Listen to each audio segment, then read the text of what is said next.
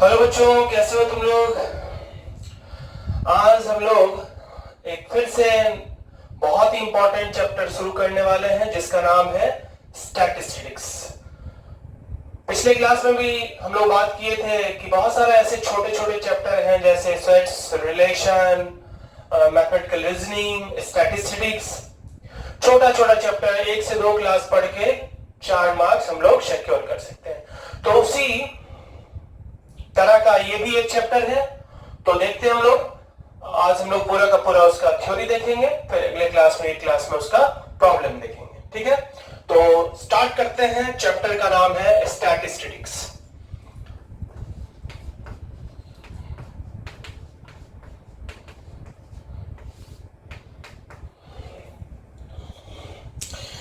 इसमें हम लोगों को क्या क्या पढ़ना है, अगर हम उसका बात कर लें तो 2 टॉपिक इसमें पढ़ना है। एक है measurement of central tendency, measurement of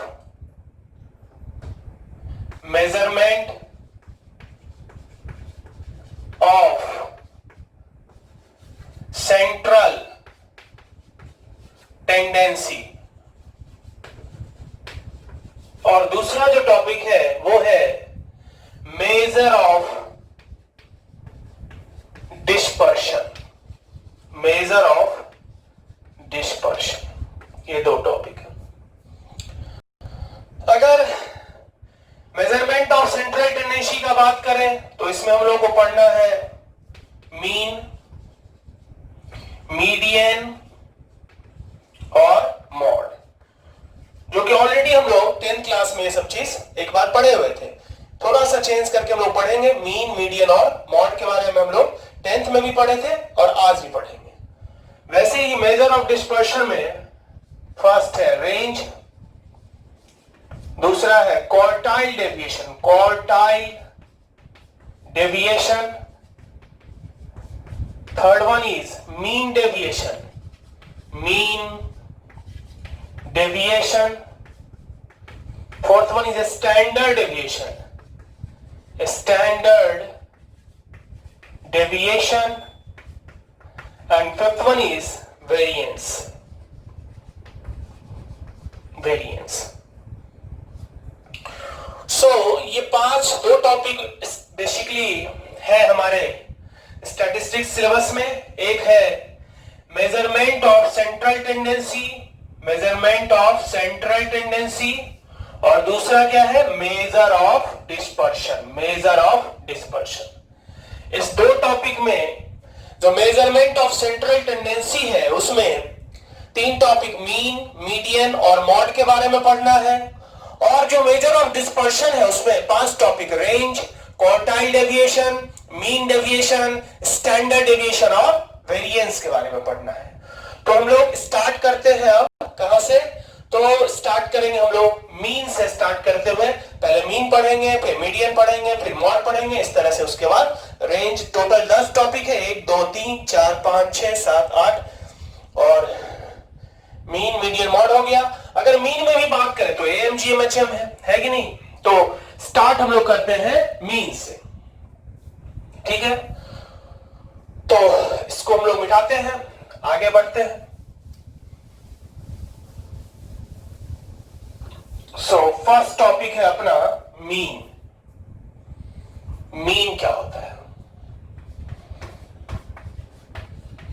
mean, जिसमें हम लोग पहला पढ़ रहे हैं अरिथमेटिक मीन के बारे में, AM, अरिथमेटिक मीन के बारे में पढ़ रहे हैं। मीन में पहला टॉपिक हम लोग पढ़ रहे हैं अरिथमेटिक मीन के बारे में। बहुत बार हम लोग पढ़ चुके हैं, ये 10th क्लास में भी पढ़े हैं, 11th में भी हम लोग पढ़े हैं। जो बच्चे 11th में है वो नहीं पढ़े होंगे। So first point, M of N observations, M of N observations,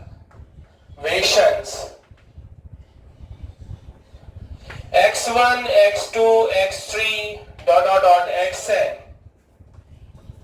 that is equal to x1 plus x2 plus x3 plus dot dot dot कितना xn अपॉन कितना n। है। अब अगर है फ्रीक्वेंसी दिया हुआ है, frequencies are f1 f2 f3 dot dot dot fn respectively then तो उसका मीन क्या होगा उस केस में? Mean is equal to x1 ही f1 बार है तो उस सारे x1 को ऐड करेंगे तो कितना हो जाएगा? x1 f1, तो मीन इक्वल टू कितना हो जाएगा? x1 f1 plus x2 f2 plus dot dot dot plus कितना? xn fn bye total number of observation. तो यहां पर टोटल नंबर ऑफ ऑब्जर्वेशन कितना होगा? x1 ही f1 बार है, x2 f2 बार है, x3 f3 बार है, और इस तरह से अगर टोटल नंबर ऑफ ऑब्जर्वेशन का बात करें तो टोटल नंबर ऑफ ऑब्जर्वेशन है f1 plus f2 plus f3, f1 plus f2 plus f3 plus dot dot कितना? fn। ठीक है। अब अगर वेट दिया हुआ है, इफ वेट ऑफ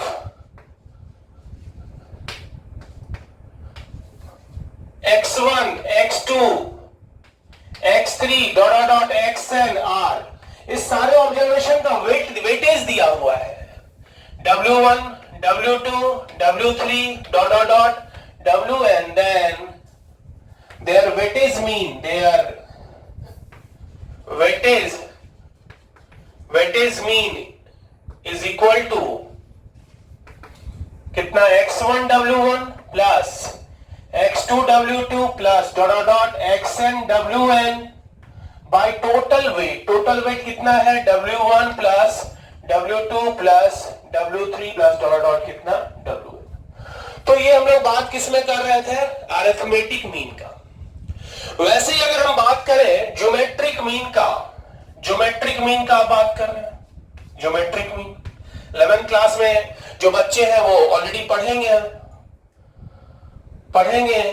11th के सिलेबस में भी है, जो 12th में है या 12 पास आउट है वो ऑलरेडी पढ़ चुके होंगे। तो जीएम के बारे में अगर बात करें तो N observation, GM of N observations क्या सब? x1 x2 x3 dot dot dot xn is equal to सारे का प्रोडक्ट यानी x1 into x2 into x3 into dot dot dot कितना? xn whole to the power 1 upon total number of observation. कितना total number of observation है? n। अगर सबका frequency दिया हुआ हो, इफ फ्रीक्वेंसीज आर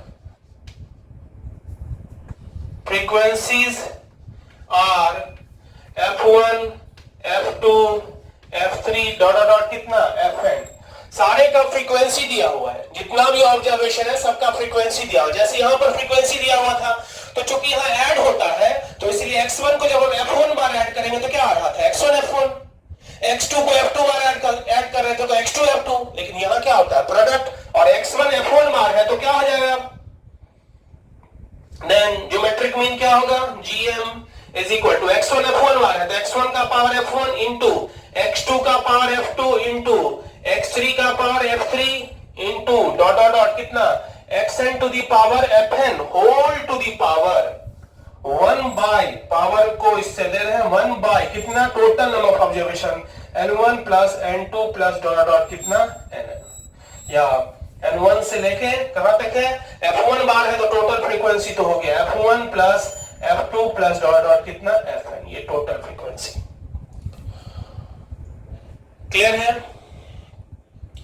अब हम लोग आते हैं, इसको मिटाते हैं, फिर आगे है हार्मोनिक मीन।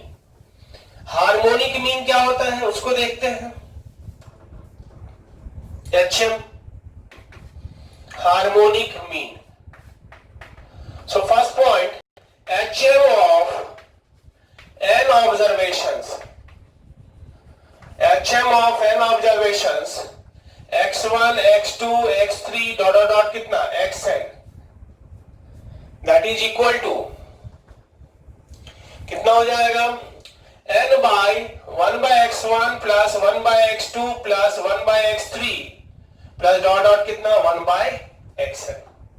ठीक है। और अगर फ्रीक्वेंसी दिया हुआ, इफ फ्रीक्वेंसीज अगर दिया हुआ है, क्या सब दिया हुआ है? Frequency F1 F2 F3 dot dot कितना Fn। तो उस केस में देन HM कितना हो जाएगा? तो ऊपर में क्या है टोटल नंबर ऑफ ऑब्जर्वेशन, तो यहां पर क्या हो जाएगा F1 plus then HM is equal to कितना F1 plus F2 plus F3 plus dot dot कितना Fn total number of observation by 1 by x1 plus 1 by x1 कितने बार होगा F1 बार। तो क्या हो जाएगा F1 by x1 प्लस कितना F2 by x2 plus dot dot कितना Fn बाय कितना xn। क्लियर है? अब आगे हम लोग बात करें कि तीनों में रिलेशन क्या है। एएम जीएम और एचएम के बारे में हमने बात किया। तीनों में अगर रिलेशन का बात करें सो एएम हमेशा AM greater than equal to होता है GM greater than equal to क्या होता है एचएम। और फिर दूसरा रिलेशन क्या है जीएम का square G square is equal to A into H.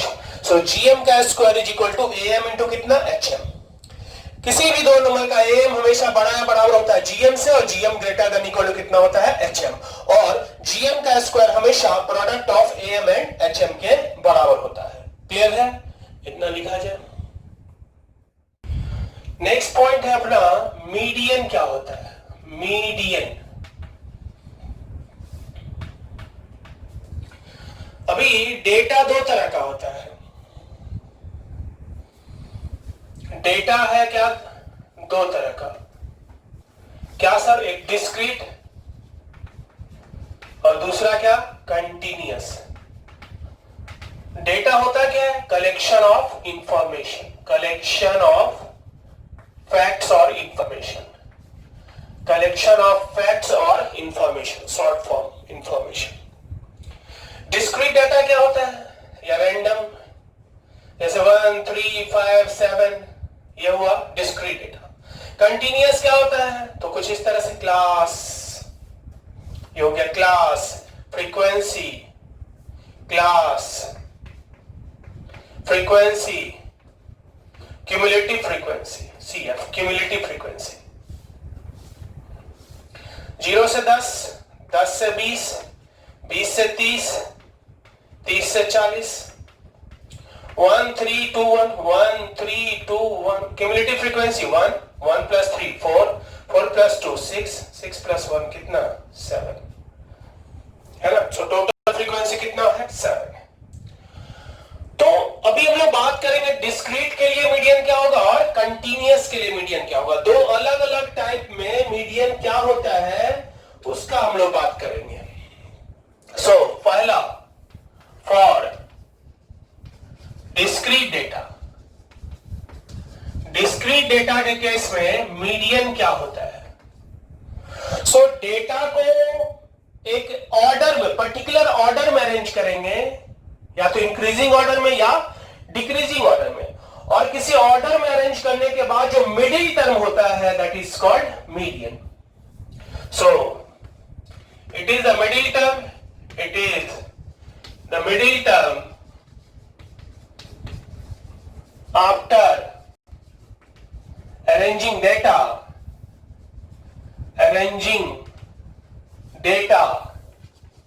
in an order, किसी ऑर्डर में, चाहे वो इंक्रीजिंग ऑर्डर हो या फिर डिक्रीजिंग ऑर्डर हो, असेंडिंग हो या डिसेंडिंग हो, उसमें अरेंज करने के बाद जो मिडिल टर्म होता है वो कहलाता है मीडियन। अब अगर if n is odd then median क्या होगा, median is equal to n plus 1 by 2x term, 2x term उतना नंबर का जो टर्म होगा वो। और if n is even then उस केस में मीडियन क्या होगा, median is equal to n by 2x term plus n by 2 plus 1x term, क्योंकि उस केस में दो मीडियन टर्म होता है, बाई कितना 2 उसका मीन। क्योंकि जब नंबर ऑफ टर्म्स ऑड होता है तो उस केस में मिडिल टर्म सिर्फ एक होता है, लेकिन जब नंबर ऑफ टर्म्स इवन हो तो मिडिल टर्म कितना होता है 2। तो जब ऑड नंबर ऑफ टर्म्स हो तो उस केस में मिडिल टर्म क्या होगा n plus 1 by 2x term. लेकिन ये कब, जब डेटा को हम अरेंज कर देंगे या तो इंक्रीजिंग ऑर्डर में या फिर डिक्रीजिंग ऑर्डर में। दूसरा है अगर n इवन है तो मीडियन क्या होगा, तो n/2th term plus n/2 plus 1th term upon कितना 2। ठीक है, अब है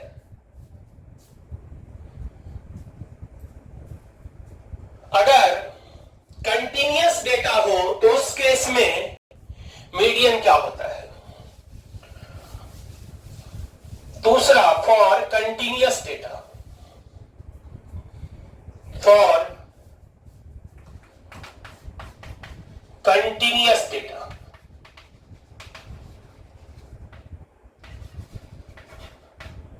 है कि नहीं। अभी कंटिन्यूअस डेटा के केस में एक है मीडियन ग्रुप। मीडियन ग्रुप किसको कहते हैं, मीडियन ग्रुप क्या होता है, तो वैसा ग्रुप जिसका फ्रीक्वेंसी या तो n/2 हो, क्यूमुलेटिव फ्रीक्वेंसी या तो n/2 हो या फिर उससे जस्ट बड़ा हो, या तो n/2 हो या फिर उससे जस्ट बड़ा हो। So the group whose cumulative frequency is either n/2 or just greater than n/2, just greater than n/2। ठीक है, where n क्या है, टोटल फ्रीक्वेंसी, जहां पर n क्या है, n is equal to total frequency. तो ये हो गया मीडियन ग्रुप का। अब इस केस में मीडियन क्या होता है, इस केस में मीडियन होता क्या है। So median is equal to L plus n/2 minus C upon F into कितना H, जहां पर L क्या है, lower limit of median group, lower limit of median group, median group का लोअर लिमिट। ठीक है, n क्या होता है, total frequency, n is the total frequency. n क्या है, c क्या है, cumulative frequency of the group, cumulative frequency of the group just before median group, median group.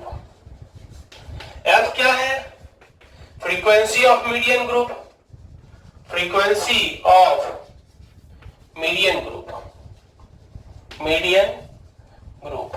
And h क्या होता है, height of median group, height of median group, h is the height of median group.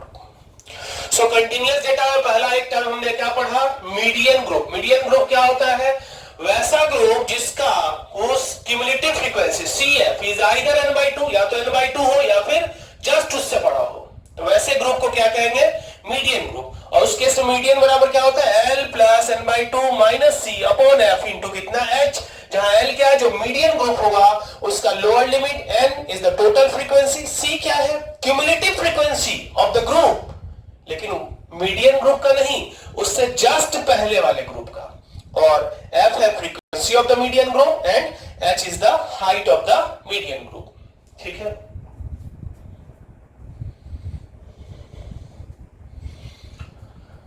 तीसरा point हम लोग mean median के बाद बात करेंगे मॉड का। ये मॉड क्या होता है, तो आइए देखते हैं मॉड के बारे में। मॉड, मॉड किसको कहते हैं,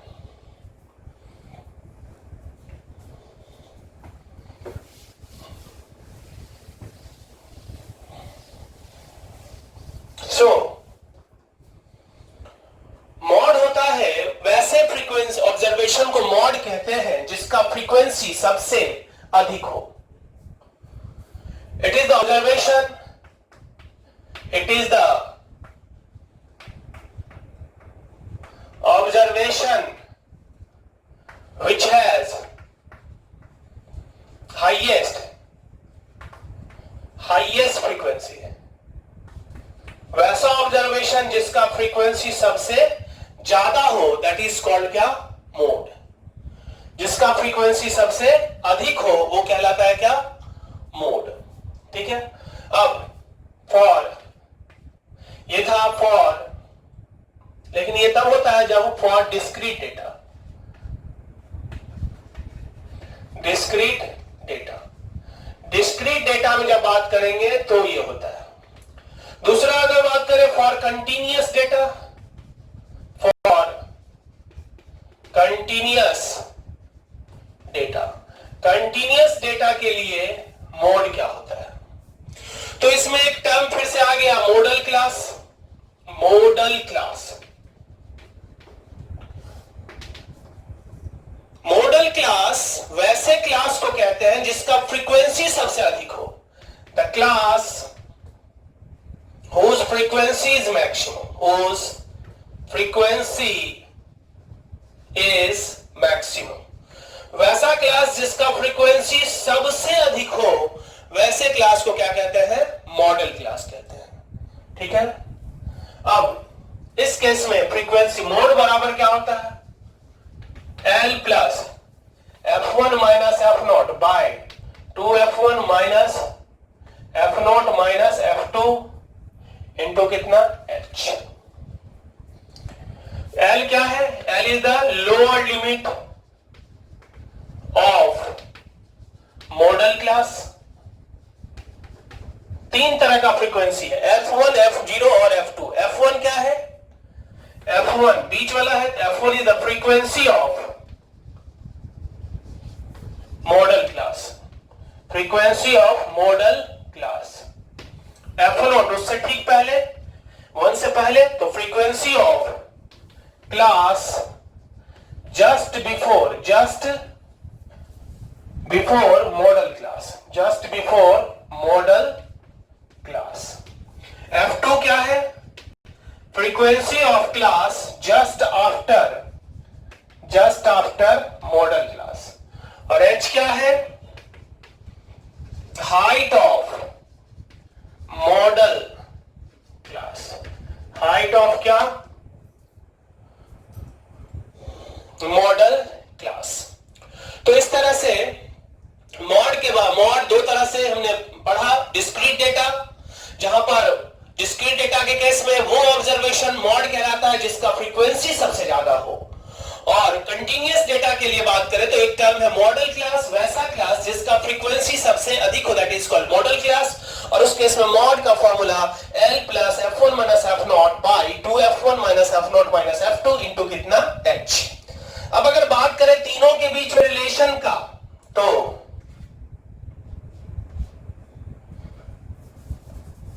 mod is equal to 3 into median minus 2 into mean.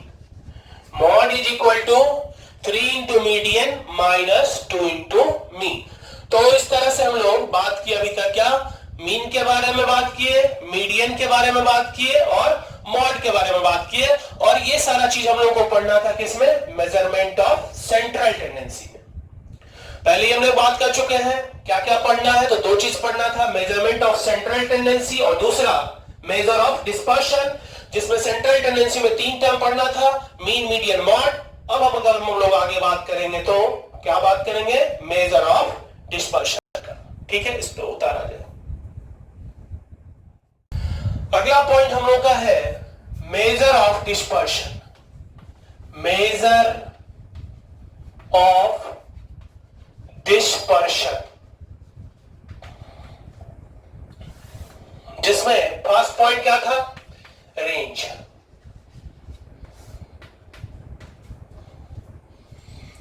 तो रेंज क्या होता है? ये मैक्सिमा और मिनिमा का डिफरेंस है। It is difference of maximum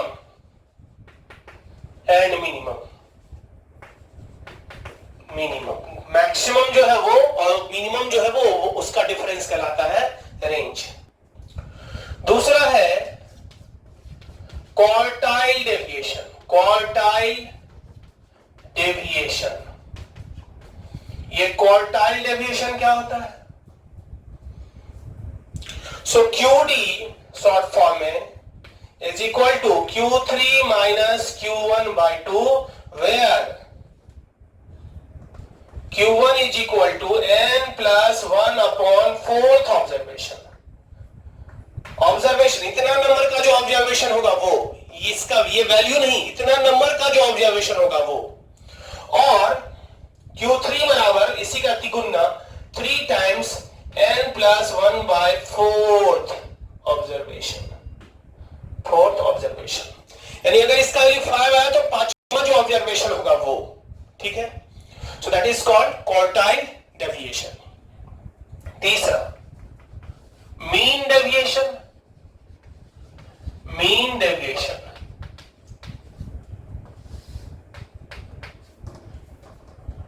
ठीक है। अभी मीन डेविएशन क्या होता है, तो ये डिपेंड करता है mean deviation about mean, mean deviation about median and mean deviation about mode. Mean deviation about mean, नहीं डेविएशन क्या होता है, वो भी मीन का। So mean deviation is equal to xi minus x bar का mod sigma i is equal to 1 से क्या n by total number of observation, where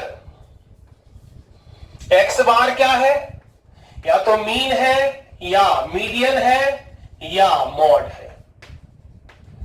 तो यहां पर मीन डेविएशन अबाउट मीन या मीडियन या मॉड, ये तीनों का अगर बात करेंगे, जब मीन डेविएशन अबाउट मीन निकालेंगे तो x बार यहां पर मीन होगा, मीन डेविएशन अबाउट मीडियन निकालेंगे तो x बार यहां पर मीडियन होगा, और मीन डेविएशन अबाउट मॉड निकालेंगे तो x बार यहां पर क्या होगा, मॉड होगा।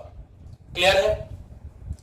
सो mean deviation about mean is equal to sigma i is equal to 1 से लेके n xi minus x bar by n, where x bar क्या है, मीन है या मीडियन है या फिर क्या है, मॉड है। आगे जो हम लोगों को बात करना है वो बचा हुआ है स्टैंडर्ड डेविएशन, और नेक्स्ट जो है वो है वेरिएंस। तो इसको उतारा जाए। अब हम लोग बात कर रहे हैं, दो बचा हुआ है, एक है standard deviation. Standard deviation, standard deviation जिसको डिनोट करते हैं हम लोग किससे, सिग्मा से, सिग्मा से।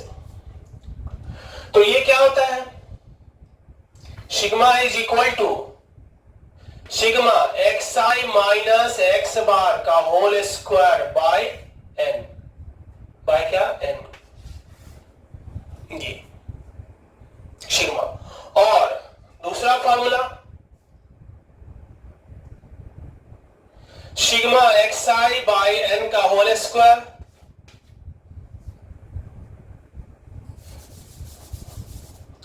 रूट अंडर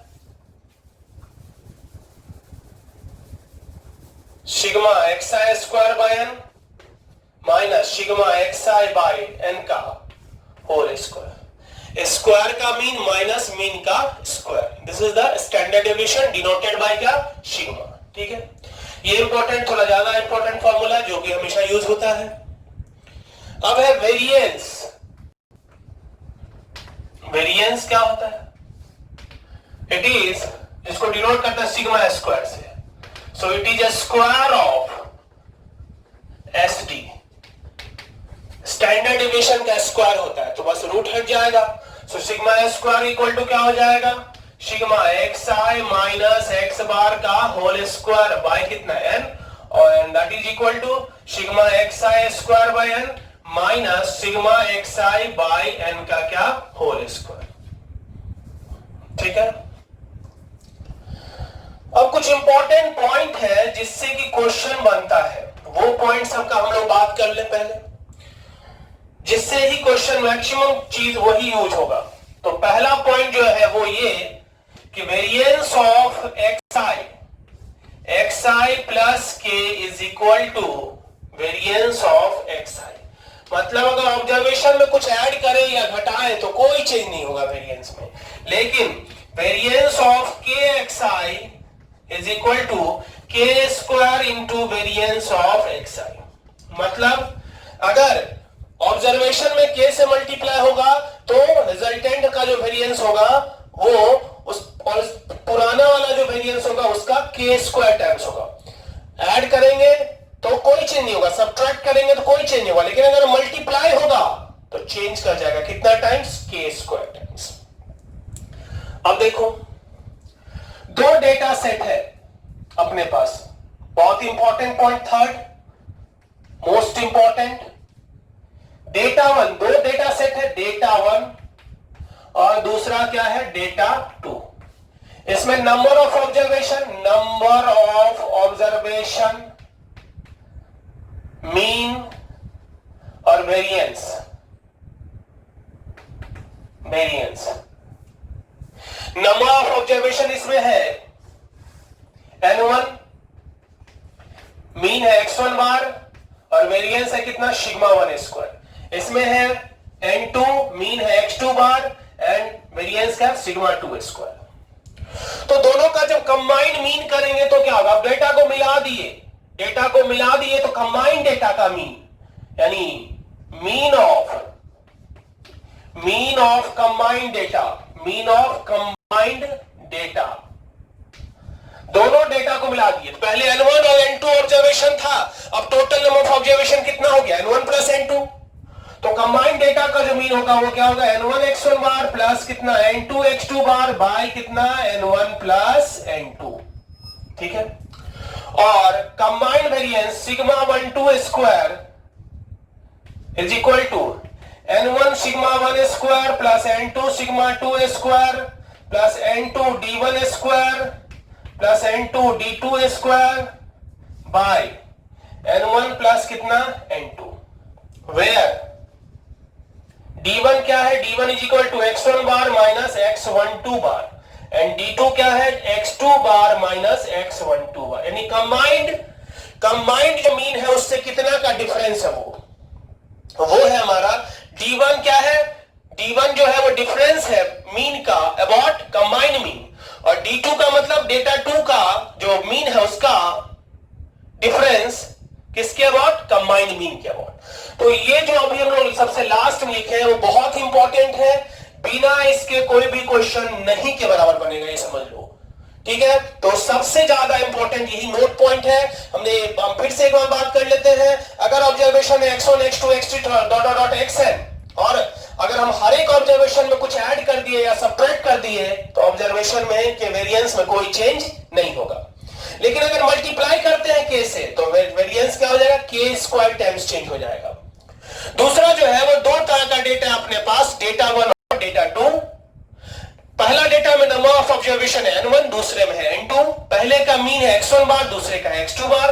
पहले का वेरिएंस है सिग्मा 1 स्क्वायर और दूसरे का है सिग्मा 2 स्क्वायर। अब दोनों को जब मिला दिए तो कंबाइंड मीन क्या होगा डेटा का? n1 x1 bar plus n2 x2 bar by n1 plus n2। क्योंकि कंबाइंड मीन क्या हो गया? तो total number of observation, sum of observation में नंबर ऑफ ऑब्जर्वेशन। तो सम ऑफ ऑब्जर्वेशन पहले का कितना होगा? n1 x1 बार और दूसरे का कितना होगा? n2 x2 बार। तो पूरे कंबाइंड का क्या हो जाएगा? n1 x1 bar plus n2 x2 bar. अब by total number of observation, तो अब टोटल कितना हो गया observation? n1 plus n2। Similarly sigma 1 2 square is equal to n1 sigma 1 square plus n2 sigma 2 square plus n1 d1 square plus n2 d2 square by n1 plus कितना? n2।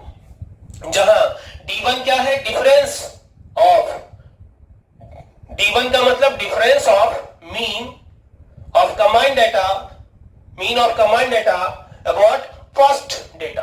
तो first x1 बार first data का mean है और x12 बार किसका mean है? Combined data का। Similarly x2 बार किसका है? कब सेकेंड डेटा का मीन, और x12 बार किसका है? कंबाइंड डेटा का मीन। और इस तरह से हम लोग बहुत ही लगभग 40 मिनट्स हम लोग को हुआ है। 40 मिनट्स में हमने स्टैटिस्टिक्स का थ्योरी कंप्लीट किया।